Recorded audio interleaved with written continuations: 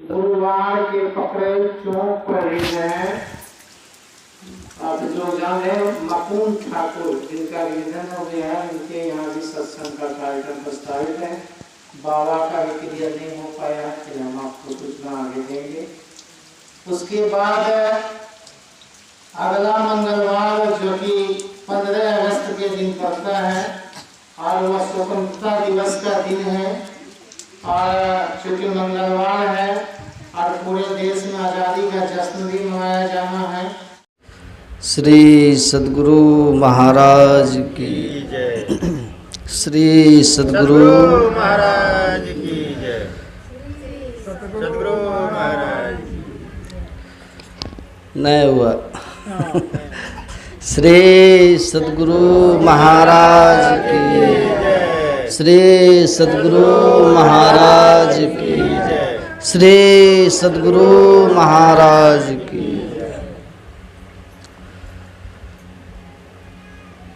ध्येयं सदा परिभवग्नमभीष्टदोहम्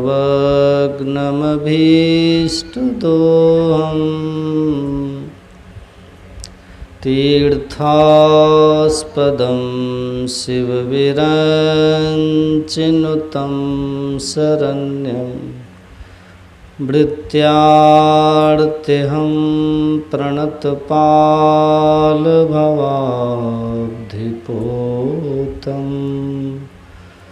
वन्दे महापुरुष ते चरणारविन्दम्। धन्य धन्य सद्गुरु सुखद महिमा कही न जाय, जो कुछ कहूँ तुम्हारी कृपा मोते कछु न बसा। बोलिए प्रेम से श्री सद्गुरु महाराज। मंचस्थ आदरणीय प्रमोद बाबू, हमारे मन संचालक, क्या नाम है इनका? राजेश बाबू, और समस्त सत्संग प्रेमी महानुभावों, धर्मानुरागिनी माताओं एवं धर्मशिला बहनों,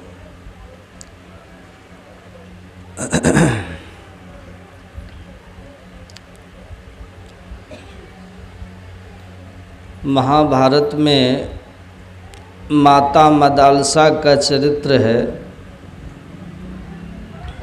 माता मदालसा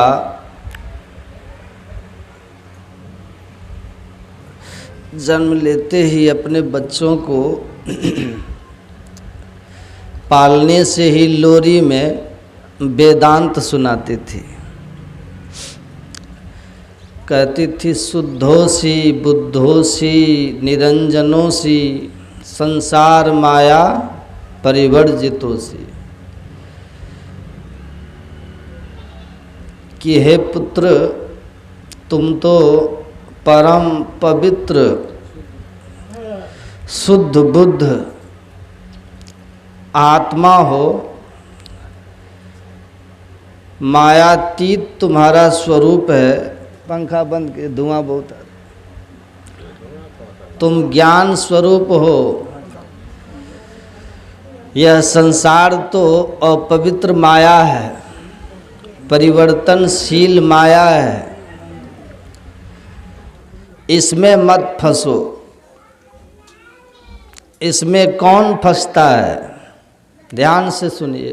दुखानि दुख मापाय सुखानि जानाति विमूढ़ चेता। यह जो संसार है, इसको सुख स्वरूप कौन समझता है? इस संसार को कौन समझता है कि सुख रूप है? आँख से रूप का भोग करना सुख है, कान से शब्द भोग करना सुख है, जीवा से स्वाद भोग करना सुख है, नाक से गंध का भोग करना सुख है, त्वचा से स्पर्श भोग करना सुख है, पांचों ज्ञानेंद्रियों से 5 विषयों का भोग करना सुख कर कौन समझता है? कहा अब विमूढ़ चेता। मुझे लगता है बाद में लगा दियो, अभी लगा दियो बाद में, अभी हुआ?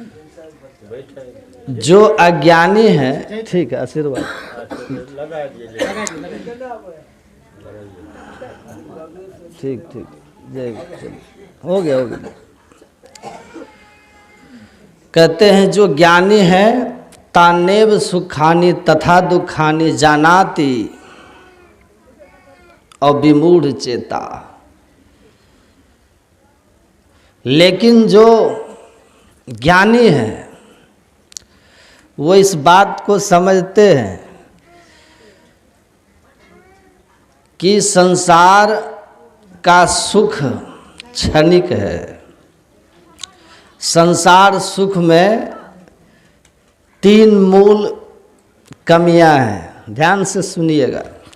पहली कमी है कि यह क्षणिक होता है, क्षणिक, कुछ काल के लिए होता है।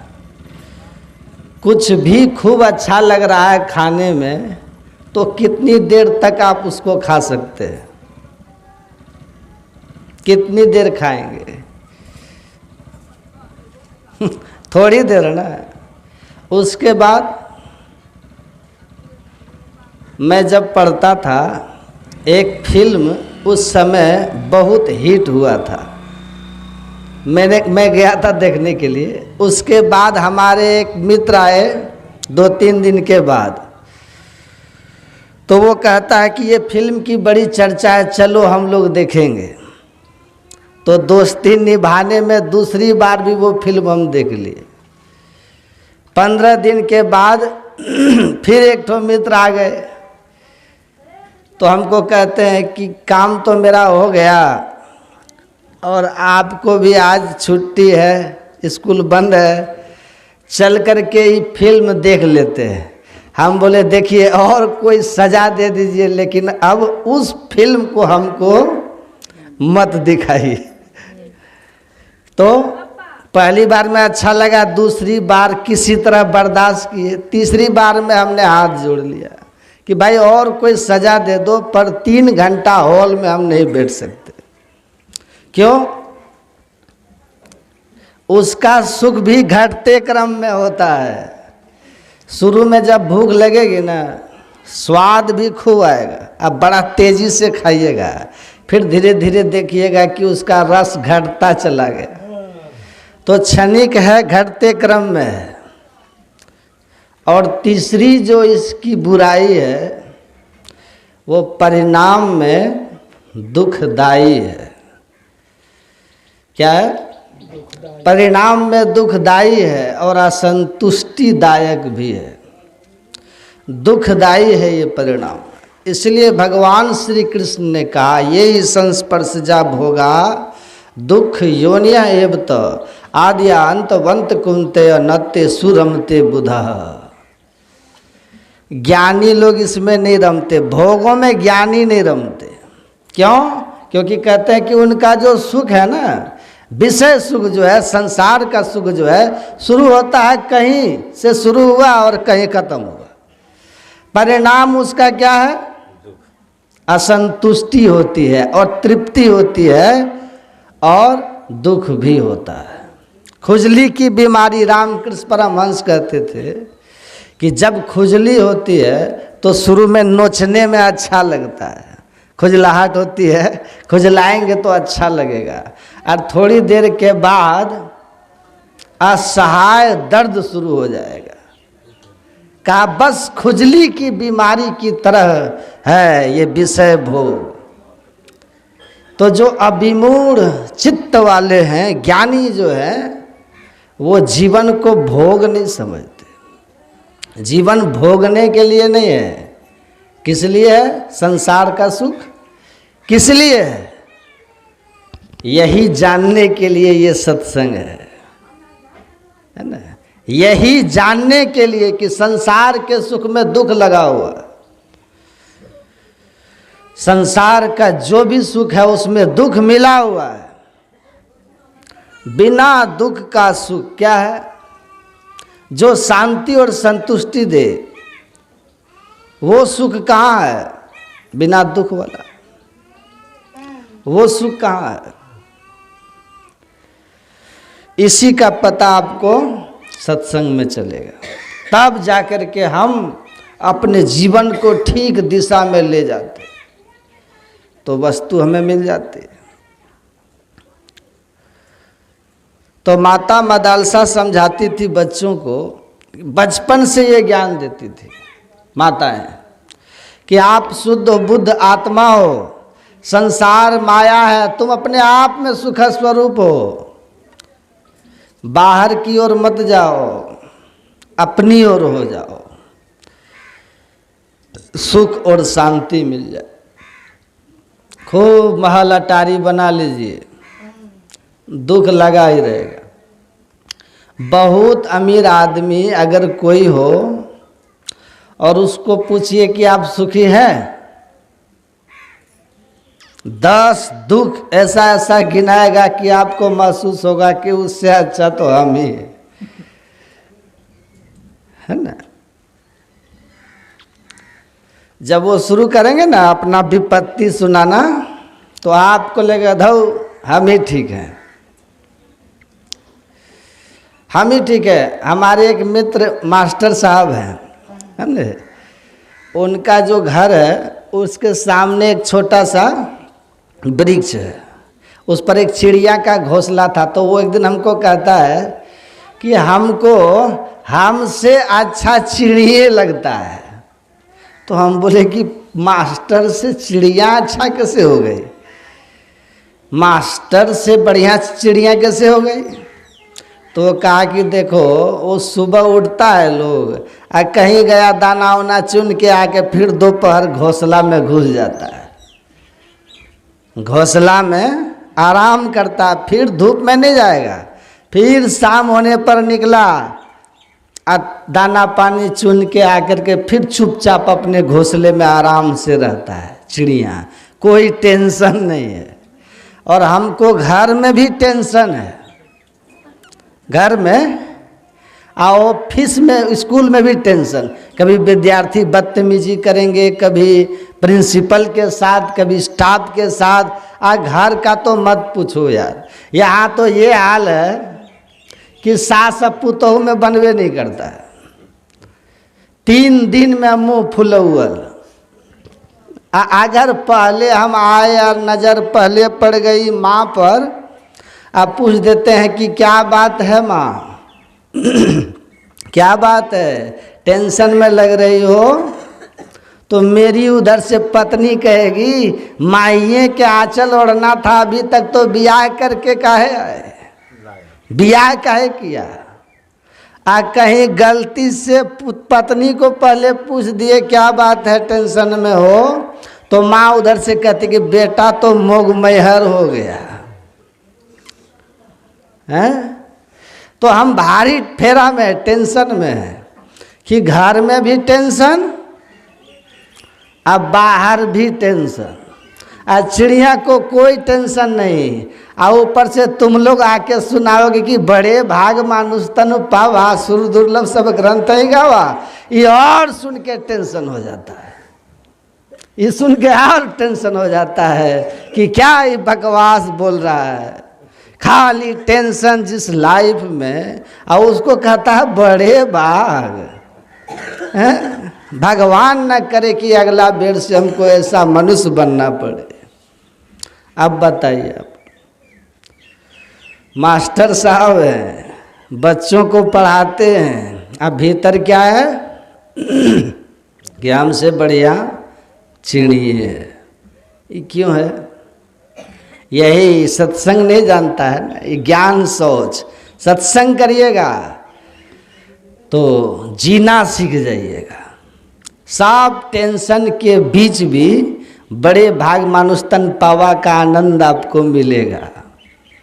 कला है ना, युक्ति है, कैसे जीना है, युक्ति है।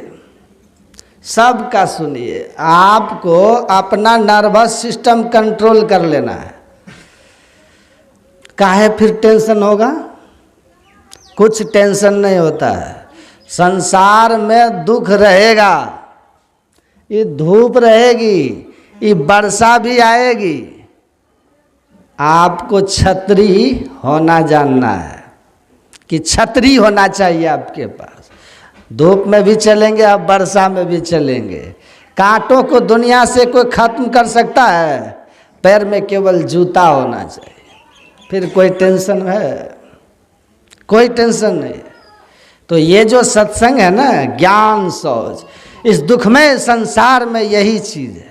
छाता जूता लेकर के चल दीजिए, रोड उबड़ खाबड़ रहे, धूल उड़े, चाहे धूप वर्षा है, आपकी यात्रा अनवरत रहेगी, अनवरत रहेगी। और नहीं तो कितनों बड़ा पढ़ लिख के विद्वान हो जाइए, और ये अगर सत्संग का ज्ञान नहीं है, ये बुद्धि योग आपने नहीं किया है, आप फंस जाइए, एकदम फंस जाइएगा। जीवन को देखने की कला है ये सत्संग, जीवन देखने की कला।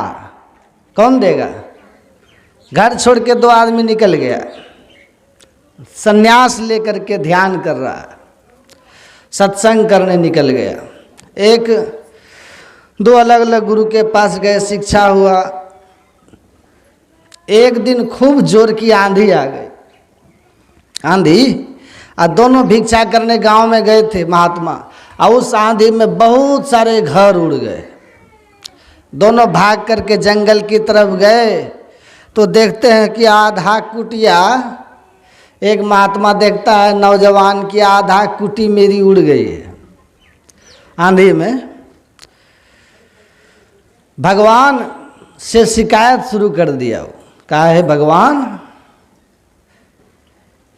कमाल कर दिया, अरे घर द्वार सब छोड़ करके साधु बने कि आपका भजन करेंगे। कुटिया में बनी मेहनत से कुटिया बनाए थे, 20 सुख के लिए नहीं, भक्ति के लिए, ध्यान के लिए। उस कुटिया की भी आपने रक्षा नहीं की। आधा कुटिया हमारा जो है छप्पर उड़ा दिया, आधा छप्पर उड़ा दिया। मेरा भरोसा आज आप पर से आधा घट गया, विश्वास आधा घट गया कि आपने मेरी आधी छप्पर उड़ा दी, रक्षा नहीं किए। भक्त का योगक्षेम हम आप वहन करते हैं, कहाँ किए आप? हमारा तो आधा छप्पर उड़ गया, हमारा विश्वास आप पर से आधा घट गया। रात भर बैठ करके शिकायत किया। दूसरे महात्मा जो थे, जब आए और देखा कि हमारे छप्पर कुटिया का आधा छप्पर उड़ा हुआ है, खुशी से नाचने लगे। कहा भगवान मेरा भरोसा आज आप पर दुगुना हो गया, मेरा विश्वास आप हो और भक्त का योग संवान करते हो, ये दुगना हो गया। क्यों? कहा हम गांव में देखे आंधी बड़े बड़े घर के छप्पर उड़ा दिए, और ये छोटी सी कुटिया की क्या विषाद, क्या औकात थी कि उन आंधियों में खड़ा हो सके। आपने जरूर इस झोंपड़ी की रक्षा की है, तभी ये आधी बची, नहीं तो ये जड़ से उड़ जाती। और आज से मेरा भरोसा आप पर दुगना हो गया, और दुगने जोश से वो अब भक्ति में लग गया। अब पहला आदमी कहा कि मेरी विश्वास आधा हो गया, और वो रात भर भजन छोड़ के भगवान से शिकायत में लगा था। तो दोनों के साथ परिस्थिति एक थी, आंधी दोनों को उजाड़ा था, दोनों के लिए आंधी थी, दोनों के साथ एक जैसी घटना थी, पर दोनों की मन स्थिति एक नहीं थी। एक दुखी था, रो रहा था, और एक खुश था, भगवान की भक्ति में लग गया था। तो ये आपको सोचना होगा, समझना होगा। ये ज्ञान सोच है। ये ज्ञान आदमी को दुनिया देखने, ये दुनिया संसार के दुखालयम, ये संसार दुखालय है। यहाँ अगर सुख आ जाता है तो गलती से, समझ रहे हैं, ये तो दुखालय है। यहाँ तो सुख का भ्रम है। फिर भी अगर आप हैं, कुछ अच्छा है जीवन में न, तो आप बड़े भाग्यशाली अपने को समझिए। बुरा आपके साथ हो रहा है, ये तो स्वभाव है, ये तो होगा। माइंड मेकअप होना चाहिए कि यहाँ दुख आएगा, दुखालय है, यहाँ दुख आएगा। आप सोचते हैं कि दुख नहीं आए, यही विपरीत सोच है आप। दुख आए हम तैयार रहेंगे है कि नहीं, अपने और उसका सामना करेंगे। उसकी युक्ति है ना, उसको समझिए, यही ज्ञान सोच है। अपने विचार को ठीक कीजिए, बस सब खेल इसी का है। शुद्धता विचारों में होनी चाहिए। भगवान बुद्ध कहते थे बाकी सब ढकोसला है, विचार शुद्ध नहीं तो सब ढकोसला है। एक पंडित जी बैठे हुए थे किचन में, रसोई घर में, अब बायां हाथ बाहर कर दिए थे। तो वो एक महात्मा जी उधर से जा रहे थे, उन्होंने देखा, पूछा पंडित जी बायां हाथ बाहर का है? कहा कि यह अपवित्र है, ये अपवित्र हाथ है, ये हाथ अपवित्र है। काहे? तो ये गंदा साफ करता है, इसीलिए हाथ अपवित्र है, इसलिए चौका में इसको नहीं घुसाएंगे, चौका अपवित्र हो जाएगा। लेकिन उस चौका में मुर्गा पकेगा, बकरा पकेगा, तो पवित्रता खत्म नहीं होगी। तो ये ढकोसला है कि नहीं? पका रहे हैं बकरा, अब बायां हाथ बाहर है, तो ये गंदा हो जाएगा। तो वो महात्मा जी कहे कि पंडित जी, ये जिस गंदगी को साफ करता है ना, वो फैक्ट्रिया तो भीतरे न बैठा हुआ है, वो तो भीतरे चौका में है, तो हाथ काहे बाहर किए हैं? फैक्ट्री तो अभी भी वही काम कर रहा है, निर्माण कार्य जारी है। अब बन रहा है बकरा, तो इसीलिए कहा विचार बुद्धि पवित्र हो, है ना। तन को कोई पवित्र कर सकता है? नाक से नेटा बंद कर दीजिएगा निकलना, कान से गुज, मुंह से खखार, लार, नीचे से मलमूत्र, ये कभी खत्म होने वाला है? तन को कितनों चाहो पवित्र करने ही नहीं होगा। किसको पवित्र करना है? विचार को, संस्कार को, मन को। इसलिए मनु जी कहते हैं तथा गुरु गताम विद्या, गुरु गताम विद्या, गुरु में जो विद्या है, गुरु में जो ज्ञान है, उस ज्ञान को शिष्य पा लेता है। कैसे पा लेता है? शुश्रूषुर्ध गच्छति, सेवा शुश्रूषा करके पा लेता है। अब गुरु में जो ज्ञान है, और गुरु में जो विद्या, वही न पाएंगे हम। इसीलिए अब देखिए, एक महापुरुष कहते हैं बिना गुरु का अगर एक जीवन बीत जाए तो उतना खतरा नहीं है, अगर यदि नकली गुरु के पास चले गए तो बहुत खतरा है। क्योंकि अगर नकली गुरु के पास गए तो नकली गुरु के भीतर जो नकलपना है ना, नकली चीज़ है, वो नकली चीज़ आपको मिल जाएगी। इसी को कबीर साहब क्या कहते हैं, उनकी वाणी आप पढ़े होंगे। कबीर साहब कहते हैं जल परिमाणे माछरी, कुल परिमाणे शुद्धि, जाको जैसा गुरु मिला ताकि तैसी बुद्धि। हमारी बुद्धि कैसी होगी? जैसे गुरु मिलेंगे, क्योंकि इनके भीतर जो गुण है वो हमको मिलेगा, इनके भीतर जो ज्ञान है वो हमको मिलेगा। इसलिए अपने यहाँ क्या कहावत है? पानी पियो छान, गुरु करो जान। नहीं, उल्टा करिए इसको, पानी पियो जान और गुरु करो छान। छानिए चारों तरफ। पहले देखिए इनमें गुरुता है कि नहीं है। गुरु नाम है ज्ञान का। अब वो लोग शिव चर्चा वाले हैं ना, वो लोग कहते हैं कि हमारे गुरु कौन है? शिव हमारे गुरु। शिव ही शिव बहुत अच्छी बात। अगर शिव गुरु बन जाए, इससे बड़ा सौभाग्य क्या हो सकता है? लेकिन गुरु हमारे शिव कब हैं?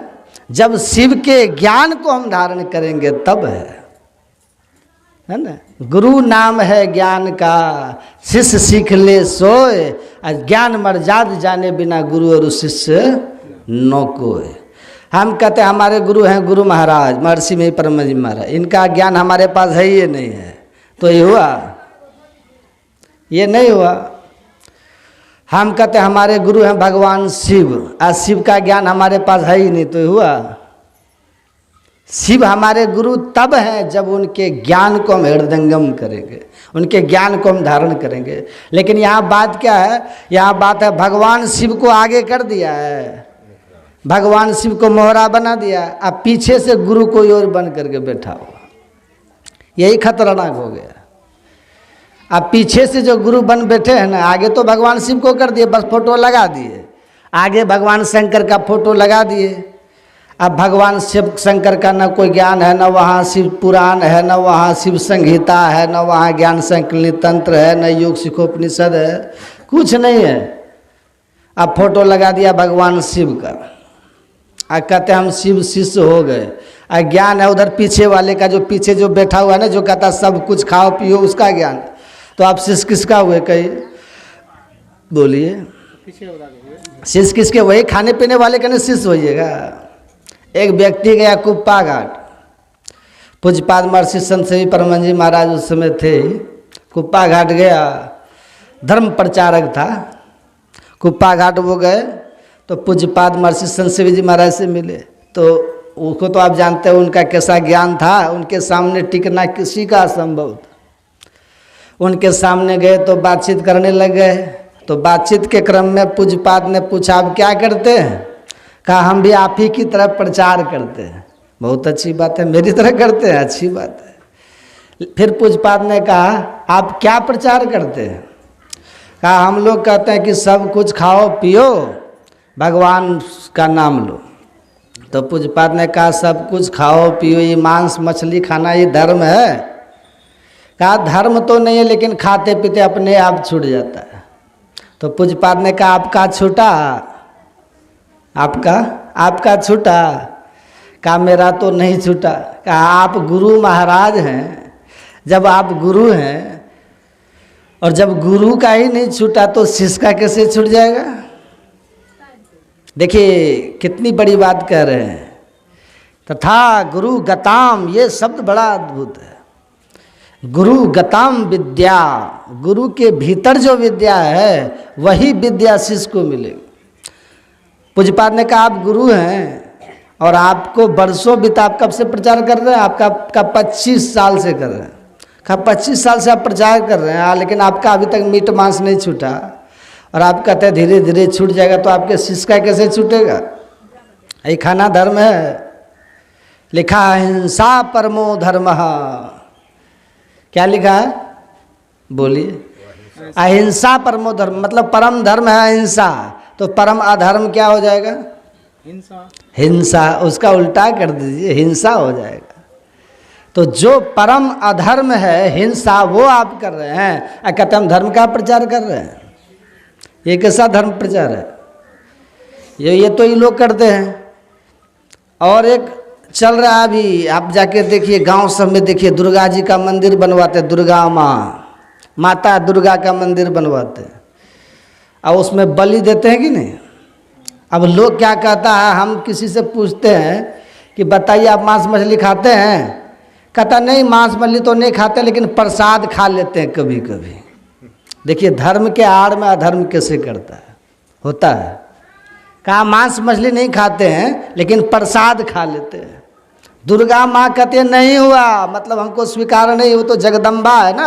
और जगदम्बा का अर्थ क्या था? जो जगत की अम्बा, जगतदम्बा, जगत जननी, उस सबकी माँ है ना। कोई किसी का दादी फुआ है वो, या देवी सर्वभूतेषु मातृरूपेण संस्थिता, नमस्तस्यै नमस्तस्यै नमस्तस्यै नमो नमः, वो माँ है ना जो सबकी माँ है।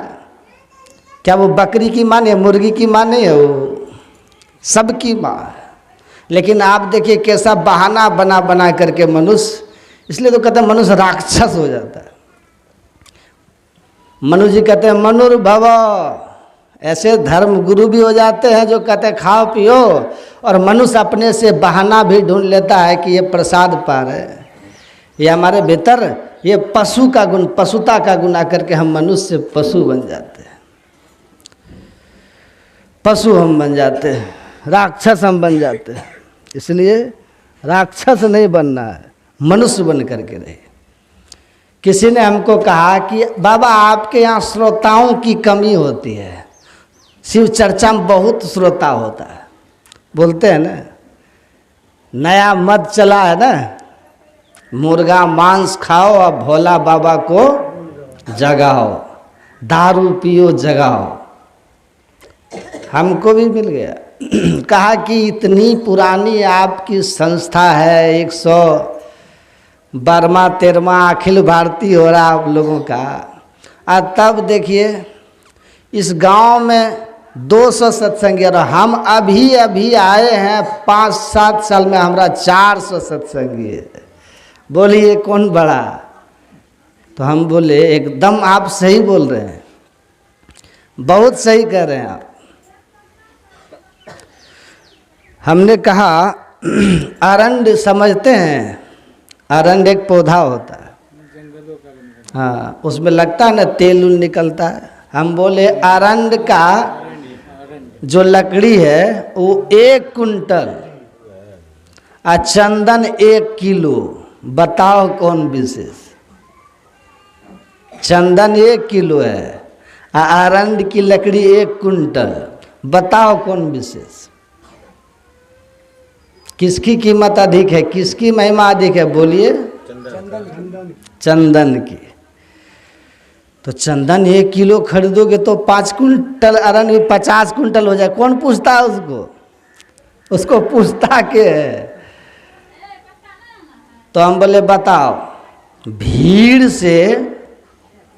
भीड़ तंत्र जो है ना, इस चुनाव में भीड़ से फैसला होता है कि किधर भीड़ अधिक है। 51 मूर्ख भी एक तरफ हो जाएगा ना, तो 49 विद्वान का मत का कोई अर्थ नहीं होता है राजनीति में, समझ गए। लेकिन धर्म जो है ना, ये बहुमत से नहीं चलता। हम लोग का धर्म बहुमत से नहीं चलता है, धर्म तो ग्रंथ से चलता है, धर्म तो ज्ञान से चलता है। कौन सा धर्म से ग्रंथ से तुम्हारा भाई मत चला है, जरा बताओ दो, कौन से धर्म ग्रंथ से? तो चुप हो गए। तो बहुमत नहीं चाहिए, यहाँ बहुमत नहीं है, यहाँ तो शास्त्र मत है। यहाँ न पक्षपात कछु राखो, वेद पुराण संत मत भाखो। तुम बताओ कौन ग्रंथ में हो? हम तो वेद पुराण। अभी आप लोग देखे ना, वेद का ही अंश है उपनिषद। अभी उपनिषद में आपने सुना, आपको हमने वेद से सुनाया, आप कौन से वेद से सुनाते हो भाई? हम रामायण से शाम में पाठ करते हैं, आपके यहाँ कौन से ग्रंथ से होता है? होता है तो एक परंपरा है, चल गया, सस्ता सौदा है, सस्ता हे एकरा में कुछ लागे छे, खा पियो जे आत्मा मांगे छे, सब ठीक छे। बस एक ठो रुद्राक्ष ले ल आ हो गेले, नमः शिवाय, चेला हो गेले।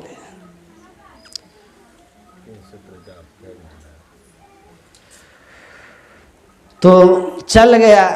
एक आदमी अंधे थे बेचारे, आँख के, बेचारे को आँख नहीं थी। तो सब गांव में कहता था रे अनरा, रे सूरदास। तो बड़ा दुख होता था उसको कि अकेले हम अंधा है, सब अंधरा अंधा सूरदास कहता।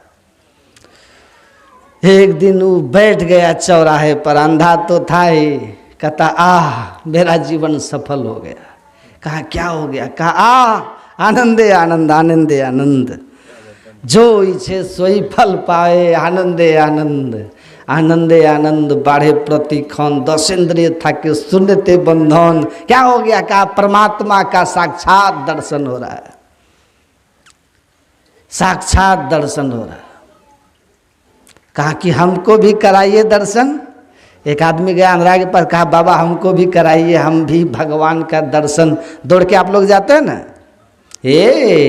फलनवा मानी लेल के नहीं, ओकरो बेटा रो नौकरी होले आ साइर पेंशन शुरू पेंशन, तो हूँ माने ले नहीं शिव गुरु, तोरो सब शुरू हो जाए। तो कहते हैं ना, दौड़ के गया हमको भी दिखा दीजिए। बस हो गया, कहा ईश्वर हमको दिख रहे हैं, जो चाहो सो मिलेगा, आनंद है आनंद। कहा हमको भी महाराज जल्दी ईश्वर दर्शन कराइए, हमको भी बहुत कुछ मांगना है, पाना है, मिलाइए हमको भगवान से, हमको भी। कहा कि पागल कबीर साहब बोले हैं, सुना नहीं है, ये उल्टा वेद बिरला कोई बूझे, अब पानी में आग लगे अंधे को सूझे। ये तो अंधा को सूझता है जी। अब अंधा कबीर साहब किसको कह रहे हैं? आंख बंद करिए, बंद कराए पलक पट को, कहे बाहर में तुम मत भटको, बाहर का पट बंद कर अंतर का पट खोल। बाहर का आंख बंद करके अंतर की आंख ध्यान युक्ति से खोलना है ना, न कि आंख फोड़ लेना है, अंधा हो जाना। कहा अंधे को सूझे, हमारी तरह अंधा बनो तब दिखेगा। कहा कि अंधा तो हाँ, तो भगवान हमको दिखने लग जाए, इससे बढ़िया क्या है? जो चाहेंगे वही बन जाएंगे, प्रधानमंत्री, राष्ट्रपति, छोड़िए झंझट। आँख सुइया डाल के, आँख में सुइया घुसा के फोड़ दिया, उसके बाद फोड़ लिया, बड़ा कष्ट हुआ। उसके बाद कहता महाराज कहाँ भगवान दिख रहे हैं? कहीं कोई भगवान नहीं दिख रहा, हमारा तो जो दिखता था वो भी खत्म हो गया। कहा मूर्ख कहीं का, आँख फोड़ने से भगवान दिखते हैं? हाँ, आँख फोड़ने से भगवान दिखते हैं। तो कहा आप हमारा आँख फोड़वा दिए। कहा हमको सब अकेले अंधरा अंधा कहता था, इसलिए तुम्हारा भी फोड़वा दिए। अब हमको अकेला कोई नहीं कहेगा ना। तो कहा तब हम अंधा हो गए, अब हम क्या करें?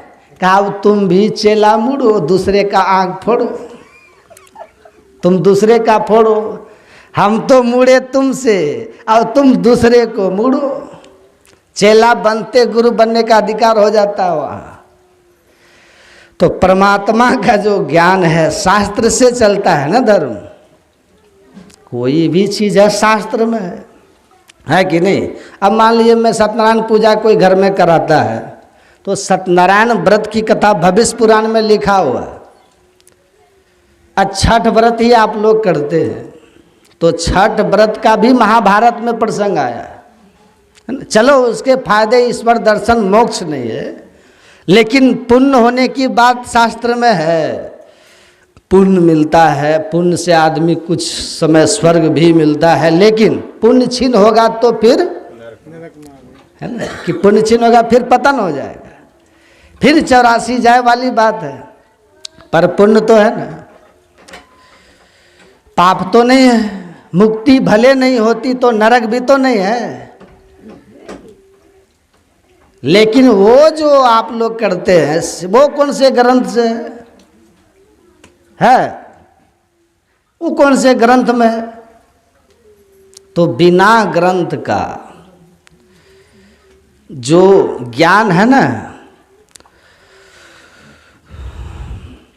परमात्मा का जो ज्ञान है बिना ग्रंथ। यहाँ वेद का पाठ हुआ था तो ज्ञान सोच मन को, विचार को पवित्र करता है, ये ज्ञान जीवन में परिवर्तन हो जाता है।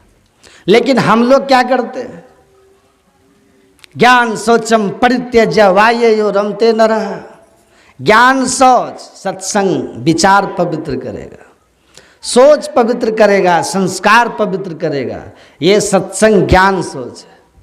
आपने कभी देखा मदारी लोग बंदर कैसे पकड़ता है? देखे? कभी देखे मदारी को बंदर पकड़ते हुए? हम देखे, हाँ, जंगलों में आप जाएंगे ना, हम लोग तो उधर बहुत रहे ना हरिद्वार में। जो मदारी लोग होते हैं वो बंदर पकड़ने वाले मदारी जो होते हैं, जहाँ देखता है बंदर लोग का झुंड है वहाँ वो जाता है, जहाँ बहुत बंदर हो वहाँ वो जाएगा। वो करता क्या है मदारी? एक सुराही लेता है, सुराही। सुराही देखे आप? सुराही देखे? एक घड़ा होता है मिट्टी का, उसका मुंह बहुत सांकरा। तो वो मदारी लोग क्या करता है, बंदर के हाथ के नाप के छेद वाला सुराही बनवाता है अलग से। और जहाँ बंदरों का झुंड होगा ना, तो वो मदारी वो सुराही लेकर के उस क्षेत्र में जाएगा जहाँ बंदरों का झुंड रहता है, और वहाँ जा करके उस सुराही को मुंह तक आकंठ यहाँ तक धरती में गाड़ देता है। और कुछ मिठाई लेकर के वो जाता है मदारी, एक सबूत मिठाई गिरा देता है अंदर, और मिठाई को कुछ चूर-चार करके अगल बगल छिड़क देता है। अब बंदर को तो मिठाई की खुशबू लगती है, तो वो सूंघते सूंघते बंदरों के झुंड वहाँ पहुँच जाता है। पहले क्या करता है बंदर, बाहर के मिठाइयों के दानों को चुन चुन के खा लेता है। मिठाई ख़त्म, बाहर में मिठाई ख़त्म हो गई, और फिर भी उसको मिठाई की खुशबू आती है। वो क्यों आती है? एक भीतर में भी है ना मिठाई रखी हुई, अब उसकी खुशबू बाहर निकलती है। अब वो बंदर उसमें झांकता है, सूंघता है।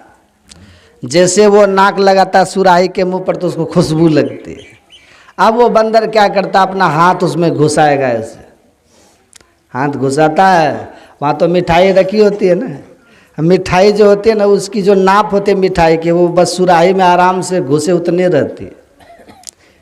मिठाई घुस गई अंदर, अब बंदर उस मिठाई को पकड़ लेता है। अब उसकी मुट्ठी बंध गई ना, इधर से तो हाथ सीधा घुसाया था ना, अब जैसे वहाँ उस मिठाई को बंदर ने पकड़ा, उसकी मुट्ठी बंधी, अब वो बड़ा हो गया ना, अब मुंह है सांकरा, अब निकलेगा ऐसे, अब निकलेगा, अब फंस गया हाथ बंदर। अब ये जो हाथ फंस गया, बंदर को भ्रम हो जाता है कि किसी ने मेरे हाथ को सुराही के भीतर में पकड़ लिया है। यहीं पर पेच फंस जाता है। अब वो बंदर चिचियाता है, चैं चैं चैं, उस सुराही के चारों तरफ वो चक्कर लगाता है, अब मिठाई को छोड़ता भी नहीं। यही भ्रम हो जाता है बंदर को। उधर से थोड़ी देर के बाद वो मदारी हाथ में डंडा लेकर के वहाँ आता है। अब बंदर जैसे देखता तो डर से थरथराता है। अब कहिए किसी ने बंदर को पकड़ा है? बंदर अपने मरकट मुट्ठी स्वाद नहीं बहुरे, मुट्ठी बांध लिया है। लेकिन किसी ने पकड़ा तो नहीं है ना, बंदर ने खुद से पकड़ा है। पर भ्रम ये उसको है कि किसी दूसरे ने मेरे हाथ को पकड़ लिया है। इसी भ्रम में पड़ करके वो बंदर सुराही का चक्कर लगाता, चिचियाता, उसको छोड़ता नहीं। अब मदारी आता है, छड़ी उसके हाथ में, पहले खूब उसकी पिटाई करता है, खूब भरपूर पीटता है बंदर को। पीटते पीटते वो बंदर देख लेता कि अब हमको मार देगा ये। कोई उपाय बंदर को नहीं सूझता। तब वो आखिर में बंदर शांत हो जाता है। अब बंदर को देखे है ना, बड़ा समझदार होता है बंदर, लेकिन ये समझ उसको नहीं होती है। अब वो बंदर शांत, तब वो मदारी क्या करता है, उस बंदर के गले में एक रस्सी डाल देता। रस्सी होता है ना, अब जैसे रस्सी डाला बंदर के गले में, फंस गया बंदर। अब तो बंधन में पड़ गया ना, वो बंधन में पड़ गया। ये बंधन उसको कैसे पड़ा, बोलिए ना, बंधन कैसे पड़ा? यदि इतना ज्ञान होता बंदर को कि मेरे हाथ को किसी ने पकड़ा नहीं है, मैंने खुद से पकड़ा। देखिए तुलसीदास जी कहते हैं, सो माया बस भयो गोसाई बंधेऊ, बंध गए कैसे? कीर मरकट की नाई। मरकट मतलब बंदर। ये समझ बंदर को नहीं है। अब वो जो मदारी उसके गले में डालता है, वो फसरी बंधन में लेकर के बंदर को, अब वो जो सुराही है ना, सुराही को फोड़ देता है मदारी। फोड़ दिया, सुराही को फोड़ देता है मदारी। अब बंदर का हाथ निकालता है सुराही से। अब सुनिएगा ध्यान से, अब पता है क्या होता है? सुराही से बंदर का हाथ निकल गया, सुराही से बंदर का हाथ निकल गया, अब फिर भी उसकी मुट्ठी से मिठाई नहीं निकलती है। यह आश्चर्य की बात है कि नहीं? अब वो मदारी क्या करता है, बंदर के हाथ को पकड़ कैसे हिलाता झाड़ता, तब भी नहीं छोड़ता है बंदर। आखिर में मदारी हाथ की जो छड़ी होती है ना, लिलुआ इसको क्या बोलते हैं आप लोग, ऐसे पकड़ा था ना बंदर, लिलुआ, वो ले आया, छड़ी लेता है, दो चार छड़ी इस पर मारता तो भक से उसके हाथ छूट जाता है। अब मिठाई गिर जाती है। ये जो बंधन पड़ा बंदर को, कैसे पड़ा था बंधन? भ्रम के चलते, अज्ञानता के चलते ना, किसी ने पकड़ा नहीं था उसको, और उसी भ्रम के चलते पकड़ा गया बंदर। अब क्या होगा? मरकट मुट्ठी स्वाद नहीं बहुरे, घर घर रटत फिरो, कहे कबीर नलली के सुगना, तो ही कवन पकड़ो। कोई नहीं पकड़ा है, तुम खुद से पकड़े गए। यही है ज्ञान सोच। ये ज्ञान यदि हो जाता बंदर को तो वो बंधन नहीं लगता, ये मदारी की पकड़ में नहीं आता। अब मदारी की पकड़ में आने से इसके देह पर पड़त चढ़ेगा। जब वो शर्ट पहनेगा बंदर, देखे बंदर को ससुराल जाते देखे भी, ससुराल जाता है बंदर, देखिए मदारी को क्या करता है, वो डंडा रखता है मदारी और उसमें शर्ट पहना देता है उसको, लाठी देता है, आदमी कहता जाओ ससुराल, ऐसे लाठी ले लिया चलता है, वो लल्लू ससुराल जाएगा वो। अब वो परिणाम इसका ये होता है, अब वो हाथ फैलाता है, ऐसे हाथ फैलाता है बंदर।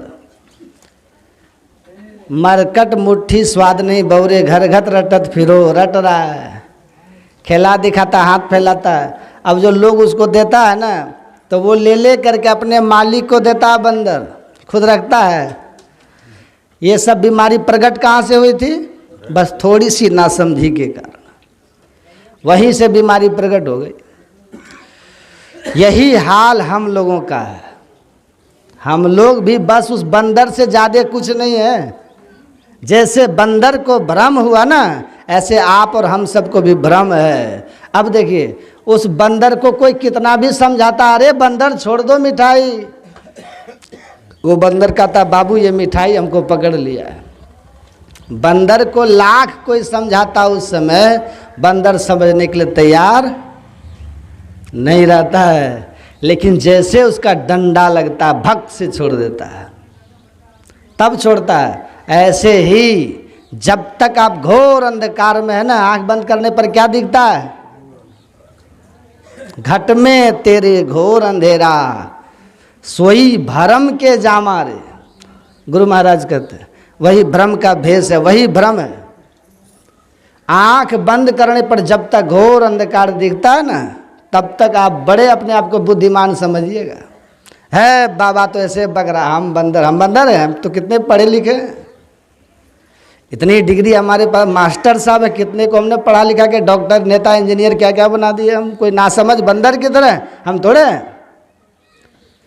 लेकिन याद रखिएगा, घट में तेरे घोर अंधेरा, सोई भरम के जामारे। गुरु महाराज कर रहे हैं, इस नगरी में तिमिर समाना भूल भरम हर बार। राधा स्वामी, ये होते रहता है। हम कितनों यहाँ बकेंगे, लेकिन आप नहीं समझिएगा, इतना भ्रमित है। लोगों को मछली में रस मिलता, अंडा मुर्गा में, मुर्गा शराब, लोग तो बड़े बड़े सुंदरे यहाँ देखते, सुंदर कितना देखिए, बढ़िया चेहरा मोहरा सबका सुंदर लगता है ना। लेकिन देखिए कितना भ्रम, कितना घुसा हुआ कितने लोगों में। यदि इसी में कोई चतुर सुजान निकल जाए, कहेंगे नहीं, चल सदगुरु के हाट भरा जा निर्मल पानी। सत्संग में सौद ज्ञान का साबुन लीजिए। समझदार बन करके सत्संग में आए, सुने और सोचते हैं जब सुनने में हकीकत ये लग रहा है तो थोड़ा करके देखना भी चाहिए ना। यहाँ सुन लेता है लेकिन घमंड है।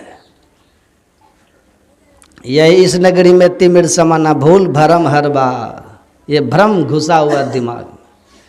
लेकिन जो धीरे धीरे सत्संग को सुनते सुनते पकड़ में आते, और जब उनको ये बात समझ में आती है, जो दीक्षा लेते हैं ना जवानी में, जो कितना जवान हमको ऐसा मिला, कहता बाबा हमको बचपन में दीक्षा लेना चाहिए था, विलम्ब हो गया, देर कर दी हमने बाबा, और थोड़ा पहले हमको दीक्षा लेके इस काम में लगना था। ये असल काम तो यही है, लेकिन इसको लोग समझ नहीं पाते।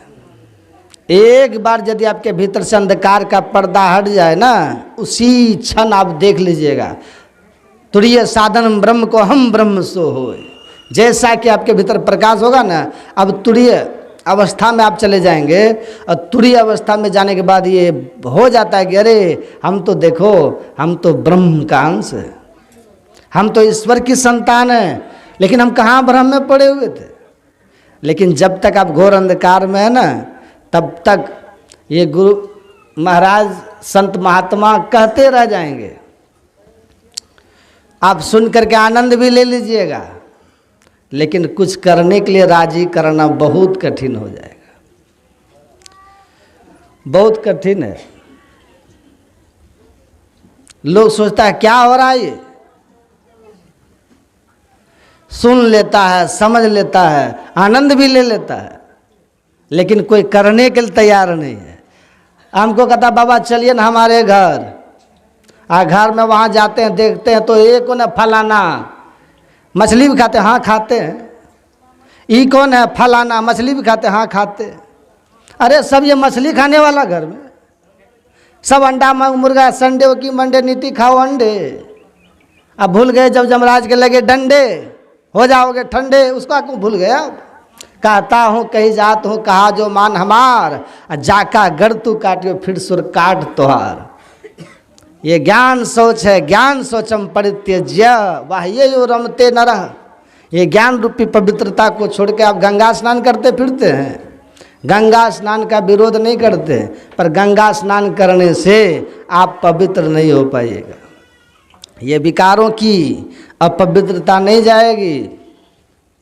परमात्मा जो तीर्थ कोटि हैं, अमित सत्पावन हैं, उनको प्राप्त करने के लिए आपको भी पवित्र होना पड़ेगा। सूचे भाड़े साचु समावे बिरले सुचाचारी, जो बहुत पवित्र हो जाते हैं वही परमात्मा को पाते हैं, वही पा सकते हैं।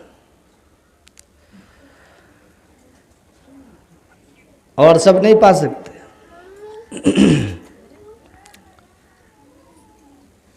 बहुत पवित्र होना पड़ेगा। यहीं से पवित्रता को धारण करना होगा। ज्ञान सोच, खान पान को सुधारने से शुरू करना होगा। खान पान से, खान पान को प्रथम समारोह बहुत पवित्र होना होगा। लेकिन अभी भ्रम में पड़े हुए, तो अभी आपको करना क्या है। आपके बच्चे जब विद्यालय में पढ़ने के लिए गए थे तो शिक्षक ने क्या कहा था, पढ़ो अ, तो बच्चा अ पढ़ता है कि नहीं। आज यदि बच्चा वहीं कहे कि हम अ क्यों कहें, अ पढ़ने से क्या होगा। यदि बच्चा वहीं शुरुए में प्रश्न कर दे शिक्षक से कि सर जी आप जो कहते कहो अ कहो आ, ये अ आ करने से क्या होगा हमको। यदि वहीं पर हम तर्क वितर्क करने लग जाएं, तब फिर हम MA BA कर पाएंगे, फिर हम आगे की पढ़ाई कर पाएंगे। वहाँ पर पहले जा कर के शिक्षक की बात पर बच्चे को विश्वास करना पड़ता है। शिक्षक जो कहता वो करना पड़ता है। विश्वास करके तब जो आगे पढ़ने लग जाता है बच्चा, तो बाद में देखता है कि अरे सर जी ने जो कहा था ये अ पढ़ो, उनकी बात पर जो मैंने विश्वास करके पढ़ा, अब देखो मैं कितना ज्ञानी हो गया। यदि वहीं पर प्रश्न चिन्ह लगा देता बच्चा, तब अब हम इसको अ काहे कहें। अरे अ क्यों कहे, तुम कहो ना, कहो केवल, बस विश्वास करो। अब इसको हम क क्यों कहें कि क्वेश्चन क्यों लगाते हो, कहो तो कह दो क, अब बाद में देखना कितना लाभ होता है। इसी तरह से जो सत्संग में आकर के साधु संतों की वाणी को विश्वास करे, साधु संतों की बात पर विश्वास करके उनसे युक्ति जान के दीक्षा लेके थोड़ा थोड़ा भजन करना शुरू कर दे, और जिस दिन आपका भजन बनना शुरू हो जाएगा ना, उसी दिन आप देखिएगा अरे बाबा जो हम कुछ दिन कह रहे थे ना, देखो अब कितना लाभ हो गया। अब तो भले कुछ भी हो जाए, अब तो हम हीरा पायो गांठ गठियायो, बाहर नैना क्यों खोले, अब तो हम हीरा पा लिए। पायो जी मैंने नाम रतन धन पायो, वस्तु अमूलक दई मेरे सदगुरु, मीराबाई कहती है। लेकिन हम शुरू में ही रविदास जी से कहती मीराबाई कि ये मांस मछली छोड़ने से क्या होगा, हम तो क्षत्रिय राजपूत है। मीरा कौन थी जानते ना, सब राजपूत को अकल भी नहीं होता ही, वो तो कहते हैं मांस खाना हमारा जन्म सिद्ध अधिकार है। अरे मीरा छत्रानी नहीं थी क्या? भगवान बुद्ध क्या थे, वो छत्री नहीं थे क्या? राम भगवान छत्री नहीं थे? राम भगवान क्या गुरु के शरण में नहीं गए थे? राम भगवान कहते हैं सातम सम मोहि मैं जग देखा, मोते संत अधिक कर लेखा। गुरु का कितना स्थान देते हैं भगवान राम। अगर मीरा वहीं शुरू में सवाल खड़ी कर देती कि रविदास आप तो जात के चमार हैं, हम छत्रानी हैं, तो आपसे कल्याण होगा मेरा? मीरा के नाम रतन मिलता उसको? मीराबाई कहते पायो जी मैंने नाम रतन धन पायो, वस्तु अमोलक, वस्तु अमोलक, अमोल वस्तु अनमोल वस्तु मिल गई हो।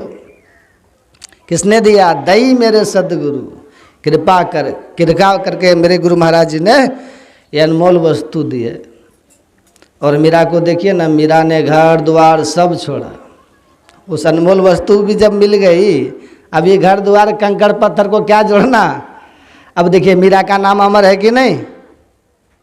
कोई थोड़ा बढ़िया से भजन गा दे कहता है अरे ये तो मीराबाई है। कोई थोड़ा बढ़िया से कोई बच्ची हो, लड़की हो, कोई पूजा पाठ कर दे तो मीरा है।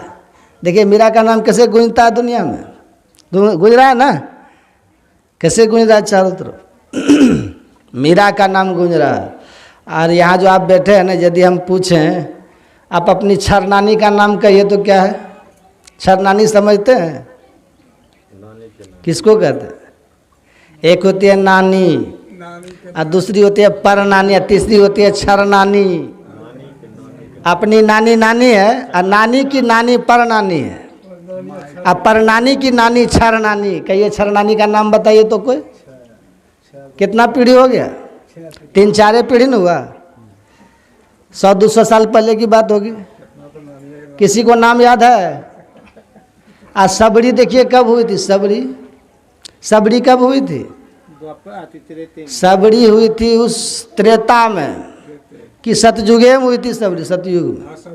हाँ, सतयुग में सबरी आई, त्रेता में रही, और राम भगवान के सामने शरीर छोड़ करके चली गई ना। त्रेता बीता, द्वापर बीता, कलयुग भी। द्वापर कितना बीता? 8,32,000 वर्ष बीता द्वापर, और अभी कलयुग चल रहा है 5,500 वर्ष ये कलयुग बीता है। इतना दिन के बाद भी सबरी का नाम दुनिया में गूंज रहा है। कोई मिटा पाएगा सबरी के नाम को? कोई नहीं मिटा पाएगा। गुरु महाराज के नाम को कोई मिटा सकेगा? आप भले जयंती में कहिए कि नहीं, जब तक सूरज चांद सितारे तब तक अमर रहे गुरुदेव हमारे, आपके कहने से क्या होगा? आप कह करके अपना कल्याण करते हैं, हम कह के अपना कल्याण करते हैं, ये तो अमर हो चुके हैं। वस्तु अमूलक दई मेरे सतगुरु, विश्वास किया तो देखिए अमर हो गए ना। यहाँ के लोग देख कितना बढ़िया बढ़िया सब दिखते हैं, भीतर भंगार भरी, ऊपर से कली है। एक बूढ़ी जा रही थी शिवालय। कहाँ जा रहे हैं माता जी? जा रहे हैं बाबा शिवालय भगवान शंकर के पूजा करने। हाथ में फूल डलिया है, फूल डलिया में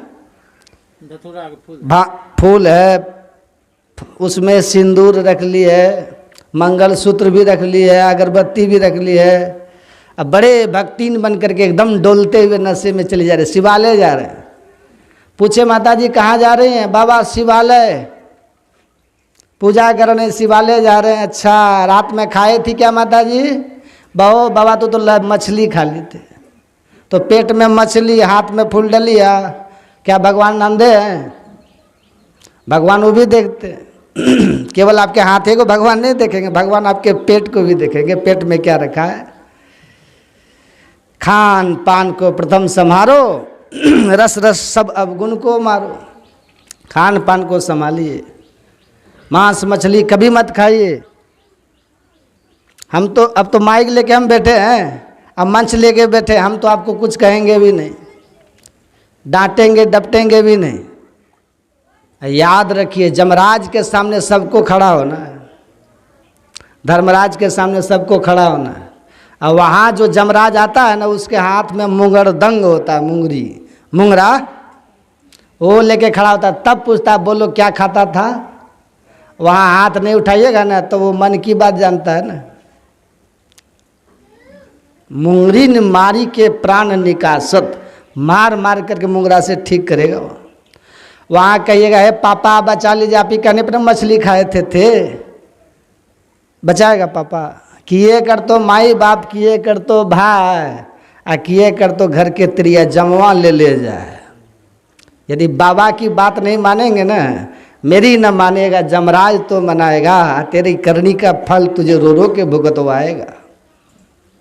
इसलिए आप बात को समझिए, मांस मछली खाना पीना छोड़िए, अब बाकी सब कुछ कीजिए, 5 काम को छोड़ के सब कीजिए।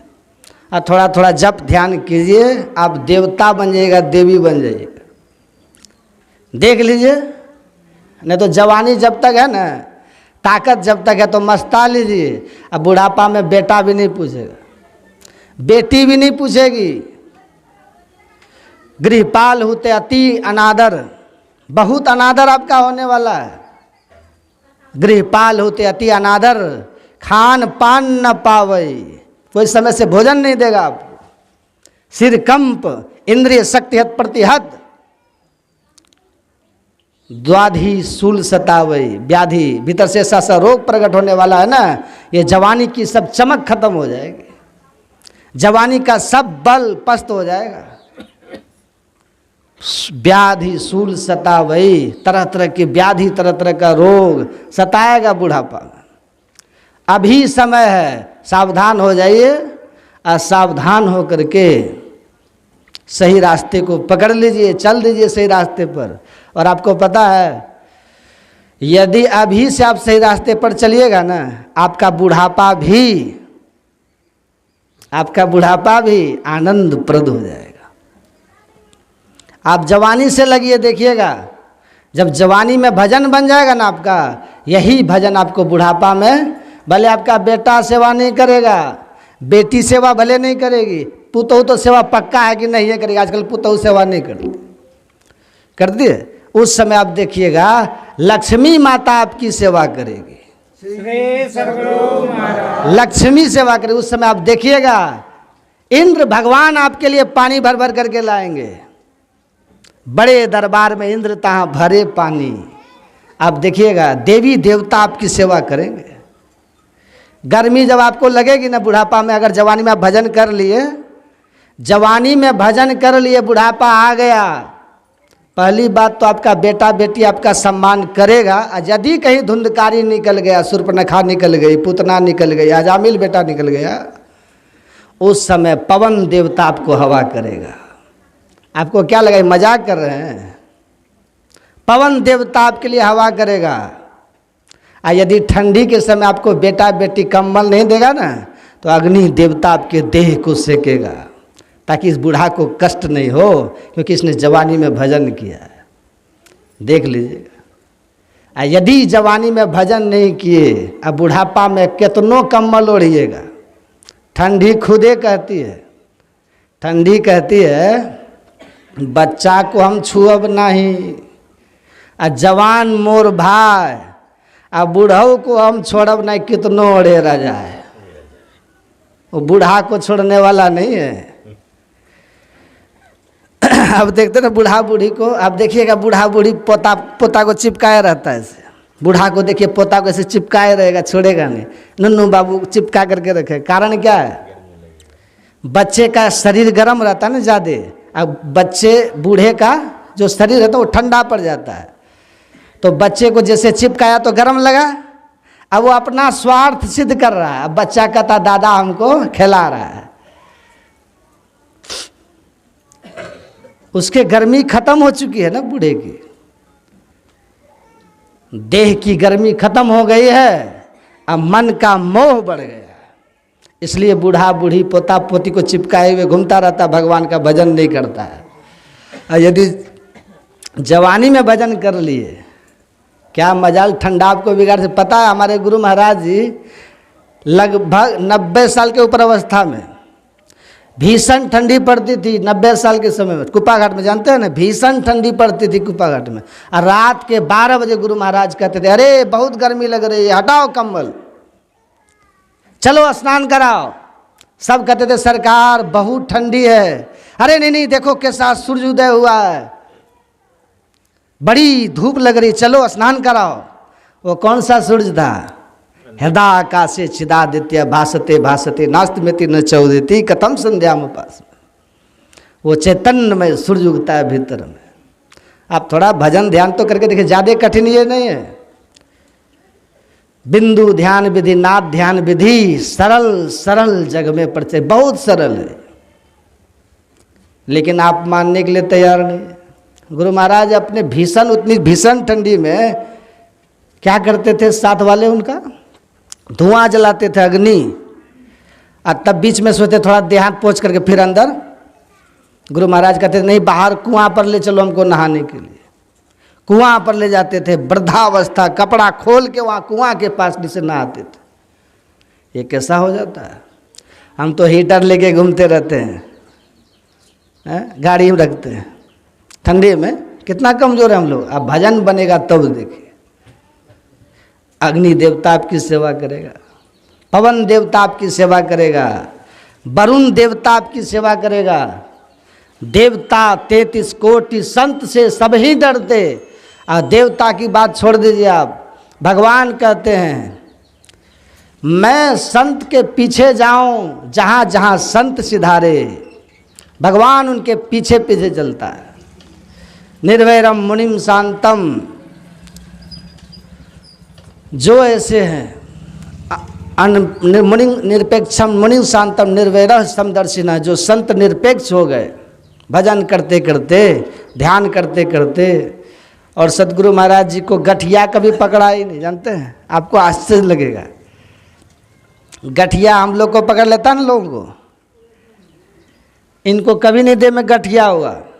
और 90 से ऊपर वर्ष हो गया था गुरु महाराज का। हार्ट की जब जांच हुई ना इनकी, उस अवस्था में उनका जो हार्ट था ना, वो 18 वर्ष के युवक की तरह, हार्ट जो होता ना 18 वर्ष युवक का जो हार्ट होना चाहिए, इतना स्वस्थ सबल, उतना इनका हार्ट उस समय काम कर रहा था। देखिए, शरीर भी आपका मित्र बन जाएगा तब भजन करेंगे तब। और नहीं करेंगे ना अगर हम लोग भजन, तो क्या होगा? सिर कांपेगा, इंद्रिय शक्त प्रतिहत, आँख से दिखेगा नहीं, कान से सुनिएगा नहीं, मुंह से बोल नहीं पाइएगा, पैर काम नहीं करेगा, कांपेगा, चलने में थरथराएगा पैर हाथ, सिर कंप, इंद्रिय शक्तिहत प्रतिहत। अब वचन काहू न भावे, बोली किसी को अच्छा आपको नहीं, आपका नहीं लगेगा। बूढ़ा बूढ़ी की बोली अच्छी लगती है किसी को? बूढ़ा बूढ़ी की बोली अच्छी नहीं लगती। अब बूढ़ा बूढ़ी को देखिए, पोता कहो दादी, वो बच्चा कहता दादी, अब बूढ़ी को अच्छा लगता है। बूढ़ी की बोली किसी को अच्छी नहीं लगती है, बूढ़ी को बच्चे की बोली। इसलिए बूढ़ी सबको देखिए, बराबर कहो बेटा पापा, कहो बेटा दादी, कहो बेटा दादा, वो बार बार बकवाते रहती है बूढ़ी। उसकी बोली किसी को अच्छी नहीं, लेकिन उसको बच्चे की बोली अच्छी लगती है। लेकिन यदि आप भजन भी करेंगे ना, अगर भजन करने में जवानी में करेंगे, तो बुढ़ापा में भी आपकी बोली को सुनने के लिए लोग तरसेगा। बुढ़ापा में भी एक शब्द आपके मुंह से निकलेगा, लोग तरसेगा। और नहीं तो बचन काहू न भावई, बूढ़ा बूढ़ी की बात किसी को अच्छी लगती नहीं है, नहीं लगती है।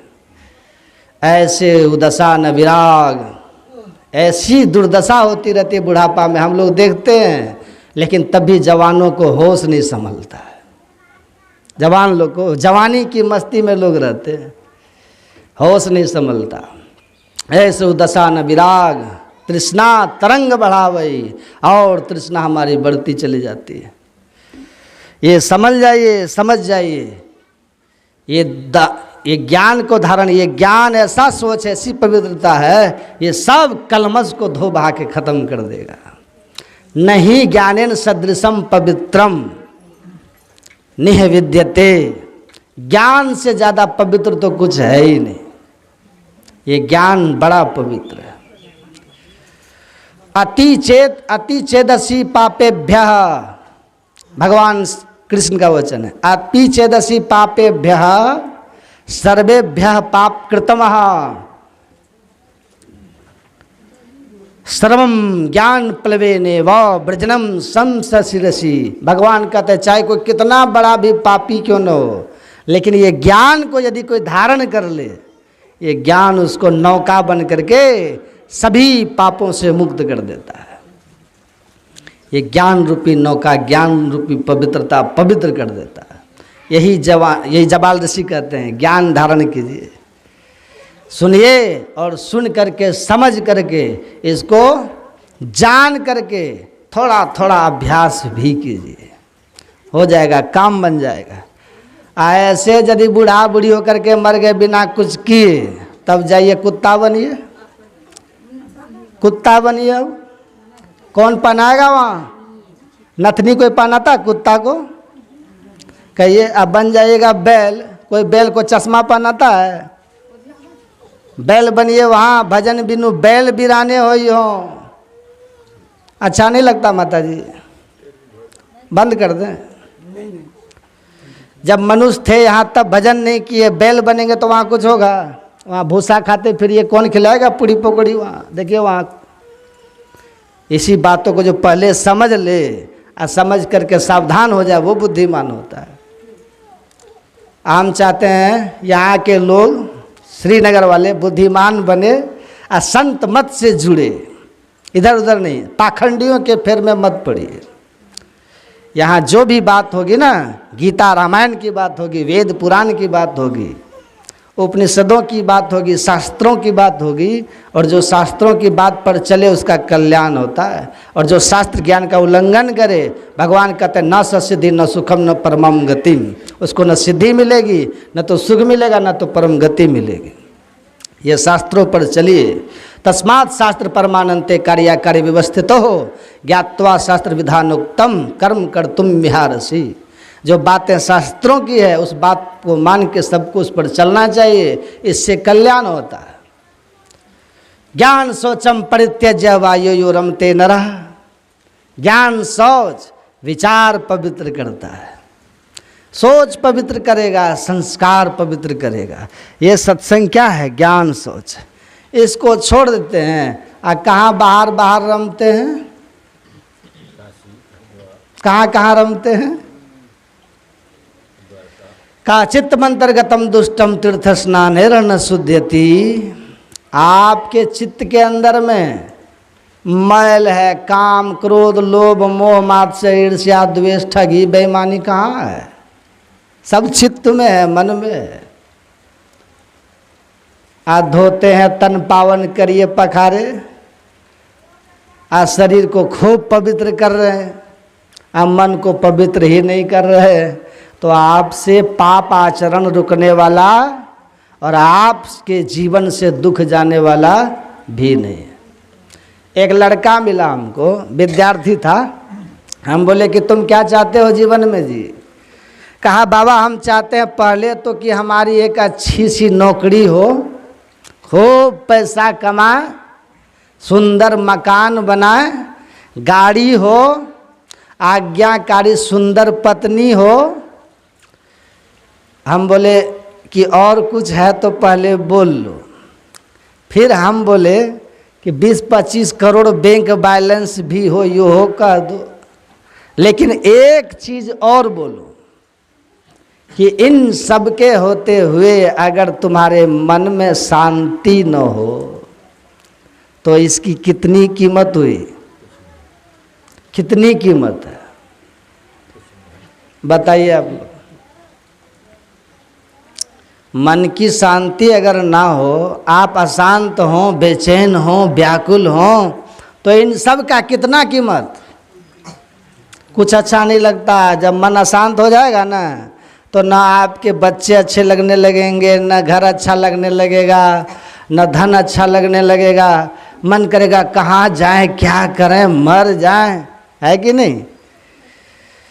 तो इन सब चीज़ों के बीच में अगर मन अशांत है तो इनका 0% वैल्यू है। ये सब आपको सुख नहीं दे सकते जब मन की अगर शांति नहीं। अब मन अशांत काहे होता है? जब उसके अंदर में विकार होता है, काम, क्रोध, लोभ, मोह, मद, मात्सर्य, ईर्ष्या, द्वेष, ठगी, बेईमान, ये विकार होंगे। तो अब मन अशांत रहेगा आपका। तो जिसके अंदर जितना विकार होगा वो उतना अशांत होगा, उतना दुखी होगा। धन कितनो हो जाए वो दुखी ज़्यादा होगा। आपको बाहर से वो दिखेगा, आप यकीन मानिए मेरा। आपको अगर लगता है कि कार में सुख है, एक सेठ जी हमको बोले बाबा मेरे इस फॉर्चूनर गाड़ी में बैठिए ना और चलिए मेरे घर।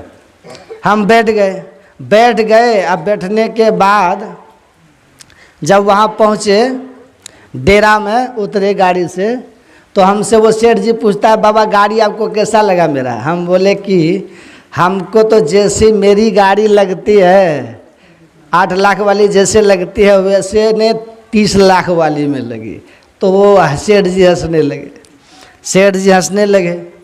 तो बोलते हैं क्या कि हाँ वो भी बात अब ठीक है कहते हैं। हम बोले ये 30 लाख और 8 लाख केवल मन का खेल है, समझ गए? मन का खेल है, आप इसको समझिए।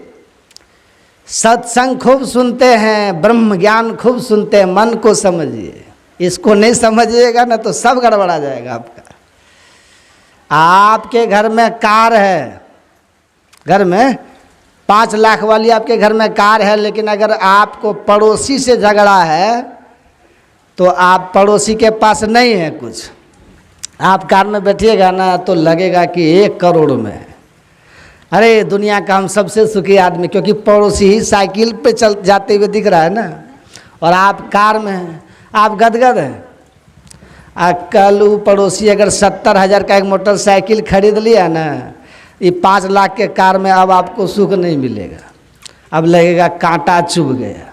क्यों? आप कहीं वो भी आप ही के जैसा कार ले लिया पड़ोसी, तब तो आफत हो जाएगा, तब तो आफत हो गया। हाय रे बाप, अब आपको शांति मिलने वाली है? काहे? ईर्ष्या है ना भीतर, जलन है भीतर, तो आपको शांति नहीं मिलेगी। ये भीतर जब विकार है तो बाहर के संसाधन से आपको सुख शांति नहीं मिलेगी। तो सबको चाहिए क्या? सुख। सबको चाहिए शांतिमय सुख। आप खोजते कहाँ हैं? धन में, मकान में, गाड़ी में। इसीलिए नारद जी से जब सनत कुमार ने पूछा कि भाई संसार के सारे लोग सुख की खोज में हैं, लेकिन देखते हैं कि किसी न किसी कारण से सब दुखी है, तो आप मुझे ये बताइए कि आपके पास कुछ भी नहीं है, एक लंगोटी पर ऐसा आप इतना सुखी कैसे हैं? जो बड़े बड़े महलों में रहने वाले को नहीं है, राजा महाराजा को जो आनंद जीवन में नहीं है, वो सुख आनंद आपको इस झोपड़ी में कैसे, इस लंगोटी में कैसे? तो आप मुझे सुख का राज बताइए। तब सनत कुमारों ने क्या कहा नारद जी से? कहा कि सुख का मर्म जानना चाहते हो तो सुनो नारद, संसार के लोग सुखी क्यों नहीं हैं? उन्होंने कहा कि इसलिए सुखी नहीं है कि संसार के लोग जहाँ सुख खोजते हैं वहाँ वो सुख है ही नहीं।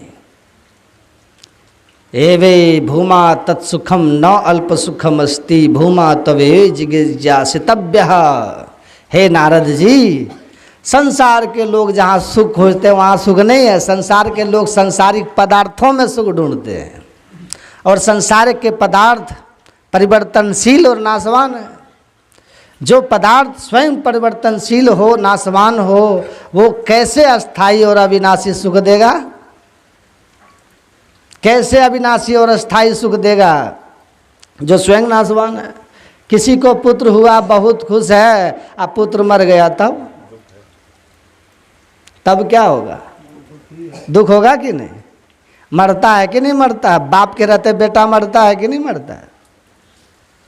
तो जो स्वयं नाशवान है वो अविनाशी सुख कैसे देगा? जो स्वयं परिवर्तनशील है वो अपरिवर्तन शाश्वत सुख कैसे देगा? जो स्वयं ससीम है वो असीम सुख कैसे देगा? तो आप असीम सुख, शाश्वत सुख और अविनाशी सुख जो खोज रहे हैं ना, वो संसार में खोज रहे हैं और संसार में ये नहीं है। तो कहाँ है? कहा जो शाश्वत है, जो अविनाशी है, जो असीम है, उस असीम, उस शाश्वत, उस अविनाशी को पालो तो तुमको असीम सुख मिलेगा, शाश्वत सुख मिलेगा, अविनाशी सुख मिलेगा। वो क्या है? वो भूमा। भूमा का अर्थ क्या होता है? अनंत जो है। तो कौन अनंत है? जो परम तत्व आदि अंत रहित, जो आदि अंत रहित है वही असीम अजन्मा है। उस परम तत्व को जान लेने पर ही आप उस सुख को पाएंगे जिस सुख। आप जो हम यहाँ बैठ के सत्संग कर रहे हैं, साप्ताहिक सत्संग है ना क्या? ये सौभाग्य की बात है। भगवान शिव बरगद पेड़ के नीचे बैठ के सत्संग करते सुनते थे। काकभूषुंडी कहाँ सत्संग करते थे? बट तर्क हरि कथा प्रसंगा आवहि सुनहि अनेक विहंगा। इसी तरह वो भी सत्संग करते थे। तो काकभूषुंडी जी बट के नीचे बैठ के सत्संग करते थे। आज सुनने के लिए वहाँ कौन जाते थे? कि जब गरुड़ जी जाते हैं, संशय होता है गरुड़ जी के मन में, भगवान को जब नाग पास लग गया तो वहाँ आकर के छुड़ाते हैं गरुड़ जी, तो उनके मन में संशय हो जाता है कि भाई कौन भगवान है जिसको हम आके बचा, नहीं तो मर जाता। ये वही राम है कि कोई दूसरा है? उनकी लीला से भ्रमित हो जाते हैं। तब नारद जी के पास गए तो कहे अभी हमको टाइम नहीं है, चल जाइए आप ब्रह्मा जी के पास। तो ब्रह्मा जी है ना, ब्रह्मा जी के पास गए तो ब्रह्मा जी ने क्या कहा था? अब हो गया, अब थोड़ा सा और बैठिए, ख़त्म करते, एक प्रसंग करके ख़त्म कर देते। तो ब्रह्मा जी को कहा कि क्या ये वही राम है जो भगत हेतु भगवान प्रभु राम धरो तनुभूप, कि ये चरित पावन परम प्राकृत नरन रूप? क्या ये वही भक्तों के कल्याण के लिए परमात्मा का जो अवतार हुआ ये वही है कि कोई और है? तब ब्रह्मा जी ने कहा कि वही है। तो वही है। तो ये नाग पास में बंद करके मूर्छित थे एक राक्षस से, हम नहीं जाते तो मर जाते ही। अब परमात्मा तो इतने समर्थवान है कि ये प्रकृति द्वय उत्पत्ति लय होवे प्रभु की मौज से। ओम युंजाना प्रथम मनस्तत्वा सविता ध्येयम। वो परमपिता परमात्मा जगत प्रसव करता, जगत को जन्म देने वाला, जगत को प्रलय करने वाला। तो जिसके एक ऐसिना मात्र से, संकल्प मात्र से ये को हम बहुत श्याम, ये विश्व ब्रह्मांड बन करके खड़ा हो जाता है, अब प्रलय को प्राप्त हो जाता है। इस अनंत ब्रह्मांड को पैदा करने वाला सर्वसमर्थ परमात्मा जिसके इशारे से ये सचराचर जगत क्रियाशील है, कैसे एक राक्षस के द्वारा मूर्छित हो गया? तो कहा कि ये सब लीला है, समझोगे नहीं इतना जल्दी। कहा कि सुनिए, मिलहि गरुड़ मही मार्ग माही, आ कौन भांति समझाऊं तो ही। कहा राह चलते चलते मिले हो, हमें साधारण बात है कि समझा देंगे। जब बहुकाल करिए सत्संगा, तब ही होए सब संशय भंगा। बहुत काल सत्संग करना पड़ता है जी, एक दिन में हो जाएगा? एक दिन में हो जाएगा? अभी हम राह में हैं, जाइए भगवान शंकर के पास। भगवान शंकर के पास गए, कहा कि हमको बताइए कि वही राम है तो मूर्छित कैसे हुए? तो शंकर जी कहे कि भाई राम तो वही है, लेकिन मूर्छित कैसे हुए ये सब समझना है तो आप चले जाइए गिरी से मेरु तर्दसी दूरी, उसके अपने अपने अर्थ हैं, पता बता दिए। चले जाइए बट तर्क हरि कथा प्रसंगा, वहीं सुनहि अनेक विहंगा। जाइए वहीं आप जाकर के काकभुसुंडी जी पर्वत हिमालय के चोटी पर बैठ कर के बरगद पेड़ के नीचे सत्संग वार्ता करते हैं। तो मैं वहाँ पर जाके सुना था, मुझे भी बड़ी आनंद आया था। तो मैं राम की कथा वहीं सुना, आप भी जाइए वहीं सुनिए, वहाँ कथा चलते रहती है। तो माता पार्वती कहती है भगवान शंकर से कि आप वहाँ कैसे गए थे, काकभुसुंडी के पास आप कैसे पहुँच गए थे, उस विकट पर्वत के बरगद वृक्ष के नीचे। तब भगवान शंकर ने कहा, जब आप सती रूप में थी पहले जन्म में, सुन रहे हैं सब, अपने पिता दक्ष प्रजापति जो उस समय आपके पिता थे, बिना निमंत्रण के आप उनके घर यज्ञ में चले गए थे और वहाँ जाने के बाद आपका अपमान हुआ था। मेरा भाग नहीं दे करके, स्थान नहीं दे करके आपको बड़ी ग्लानि हुई थी। तो आपने अपने पिता के यज्ञ में ही प्राण दे दी थी, यज्ञ कुंड में कूद के अपने प्राणों की आहुति दे दी थी। आपके बिछुड़ जाने से मुझे बहुत कष्ट हुआ था, बड़ी व्याकुलता हुई थी, मन बहुत बेचैन था और कहीं मेरा मन नहीं लगता था। भगवान शंकर कह रहे हैं मैं पागलों की तरह इधर उधर उदास व्याकुल बेचैन भटक रहा था। उसी समय आकाश मार्ग से जाते हुए मैंने देखा कि एक बरगद वृक्ष के नीचे हिमालय की एक चोटी पर एक पक्षी राज बैठे हुए हैं। अब बहुत से पक्षी वहाँ नीचे बैठ कर के सत्संग सुन रहे। मैं वहाँ पर हंस का रूप बना करके गया था और वहाँ जा कर के बैठ कर के काकभुसुंडी जी की हमने कथा सुनी थी, सत्संग सुना था, बुद्धि योग किया था। तब मेरे मन को जो आपके बिछुड़ने से व्याकुलता बेचैनी अशांति थी उससे हमें निजात मिला था, हमें बड़ी सुख शांति की प्राप्ति हुई थी। तो मैं काकभुसुंडी को जानता हूँ। तो भगवान शंकर को अशांति को शांति में बदलने वाला ये सत्संग है, ये सत्संग है, इसकी बड़ी महिमा है। तो जीवन में अगर आप सत्संग अगर नहीं करेंगे तो आपकी बुद्धि विवेकवती नहीं होगी। अब विवेकवती बुद्धि अगर नहीं हुई तो धर्म अधर्म सार असार का निर्णय नहीं कर पाएगी। और तब अधर्म कीजिएगा, असार कार्य कीजिएगा तो 84 और नरक में जाइएगा, जीते जी आप दुखी रहिएगा। ये नगद सौदा वाला धर्म है। नगद सौदा केवल मरने के बाद नहीं, अब ही मिला सो तब ही मिलेगा की बात है। यहाँ बिरला कोई जहाँ नहाए असगुरा होए सो नित उठी पर से निगुरा जान न पाए। संत चरणदास जी की वाणी है, आपके आँख के भाल नस्तिष्क के नीचे दोनों आँखों के बीच में ठीक त्रिवेणी संगम है। असली तीर्थराज प्रयाग यहाँ है। तीर्थराज स उच्यते तत्र स्नानम प्रकुर्वित सर्व पापे प्रमुच्यते। ये दोनों आँखों के ठीक मध्य में 10वां द्वार है, शिव नेत्र सुषुम्ना है।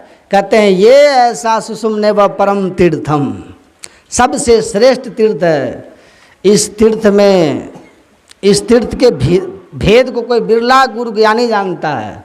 और जो ऐसा बड़भागी होता है जन्मों का, जिसको पूरे और सच्चे संत सदगुरु महर्षि मेही परमहंस जी जैसे उनकी परंपरा से मिला, वही इस त्रिवेणी संगम में स्नान का नित्य नियमित अभ्यास करते हैं और स्नान करके एक क्षण के लिए भी अपने को टिका पाते हैं। तो मुहूर्तमपि योगच्छेन्ना साग्रे मनसा सह सर्वम तरति पापा नाम तस् जन्म शतार्जितम। कहते हैं सैकड़ों जन्म के पाप को एक मुहूर्त अपने आप को उस 10वें द्वार में नसागर में स्थिर करने वाला, उस त्रिवेणी में डुबकी दर्शन करने वाला अपने आप को मुक्त कर लेता है। ऐसा दिव्य दुर्लभ ज्ञान कि घर बैठे परम कल्याण परमात्मा की अवस्था तक की यात्रा हम लोगों को सहजता से प्राप्त हुआ है। इसका हमें सम्मान करना चाहिए और ज़्यादा कुछ दिमाग नहीं लगाना है। गुरु महाराज के बताए हुए ज्ञान के अनुसार चलना है। ज़्यादा इधर उधर सुनिएगा भटक जाइएगा, ठीक है। एक वकील साहब थे, बस 1 मिनट का प्रसंग है, ख़त्म कर देते। वो गुजर रहे थे, एक आदमी, वकील साहब जा रहे थे, एक आदमी तेल का कारोबार करता था कोल्हू का, बाहर बैठे हुए थे वो आदमी। वकील साहब उधर से आके कहते हैं कि आप बाहर में बैठे हैं, कोल्हू नहीं चला रहे हैं क्या? तेली था। कहा कोल्हू चल रहा है। कहा कैसे पता कि आपको?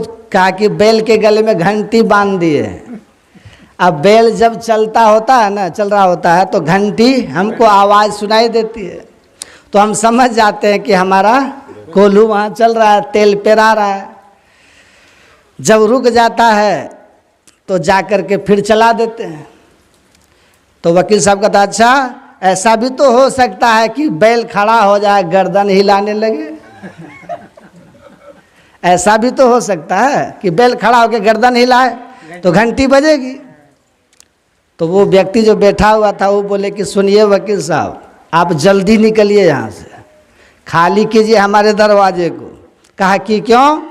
कहा कि हमारा बैल आपकी तरह वकालत पढ़ा नहीं है, आपके संग में कहीं वकालत सुन लिया तो हमारे लिए आफत हो जाए। तो आप निकलिए। तो उनके संग से बच के रहिएगा। तजो मन हरि विमुखन के संग, जाके संग कुमति उपजत है, पड़त भजन में भंग। तो कुमति उपजाने वाले लोगों के संग से बच के इनके संग में रहिए। किनके संग में? जो हरि भक्त हैं, गुरु भक्त हैं, सत्संग में, ध्यान में, ईश्वर में, सद्गुरु में जो श्रद्धा विश्वास रखते हैं, ऐसे के संग में रहिएगा तो मन नित्य नियमित प्रेरित होगा। तो नित्य नियमित सत्संग और ध्यान अपने घर पर भी कीजिए, लेकिन कीजिए जहाँ भी कीजिए पाप कर्म से अपने को बचा करके रखिए। सबका मंगल हो, सबका शुभ हो, सबका कल्याण हो, और गुरु महाराज की अहद की कृपा आप सब पर बनी रहे। मैं यही शुभकामना, प्रार्थना, दुआ आप सब के लिए करता हूँ। अपने जानते हुए सब बातें कल्याण की कही है, आपके भले की कही है। तो आप सबको एक बार पुनः शुभकामना। हमारे जो सत्संग करा रहे हैं, क्या नाम है? अरुण बाबू। अरुण बाबू जो यहाँ ज्ञान यज्ञ करवाए, इनके लिए शुभकामना, इनके पूरे परिवार के लिए शुभकामना। आप यहाँ के जो सत्संग के जो बाबा हैं, क्या नाम है? प्रमोद बाबा, इनके लिए भी गुरु महाराज से प्रार्थना, इसी तरह सत्संग ध्यान करते कराते रहें। और हमारे मंच संचालक जो हैं, जो हम नाम उतना सबका नहीं जानते हैं, बहुत सबके लिए प्रार्थना है, मंगल का है, और आप सबका भी। श्री सद्गुरु महाराज।